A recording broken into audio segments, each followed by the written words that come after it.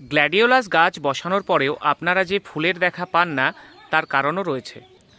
আর একটি টবের ফুল শেষ হয়ে যাবার পর আমি গ্ল্যাডিওলাসের বাল্বগুলোকে তুলে রেখেছি। এগুলো থেকে আবার পরের বছর গাছ হবে এবং ফুলও হবে।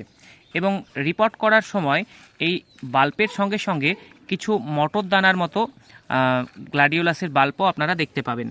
তো এইগুলো হচ্ছে ফার্স্ট জেনারেশনের বাল্ব।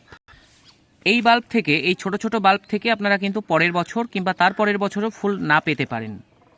নার্সারিতে বিভিন্ন গ্ল্যাডিওলাসের বাল্ব বা গাছ গ্রো ব্যাগে বসানো থাকে।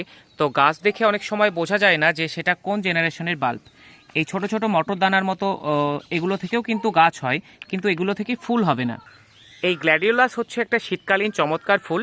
তো এই ফুলের দেখা আপনারা যদি ছাদ বাগানে পেতে চান তাহলে শীতের আগে আগে এই ধরনের ম্যাচিওর বাল্ব কিন্তু আপনাদের সংগ্রহ করতে হবে। তাহলে এই ধরনের ম্যাচিওর বাল্ব থেকে আপনারা অবশ্যই ফুল পাবেন। ফুল শেষ হয়ে যাওয়ার পর আমি এই বাল্বগুলোকে তুলে রেখেছি। তারপর এগুলোকে একটু ড্রাই করে নিয়েছি। এবার একটু ফাঙ্গিসাইড লাগিয়ে কাগজে মুড়িয়ে ছায়া জায়গায় রেখে দেব। তারপর আবার শীতের শুরুতে বা অক্টোবর নভেম্বর মাসে এই বাল্বগুলোকে প্রতিস্থাপন করব। আর এভাবে সংরক্ষণ করে রাখলে গ্ল্যাডিওলাসের বাল্ব আপনারা প্রতি বছর শীতের সময় এরকম ফুল ছাদ বাগানের দেখতে পাবেন।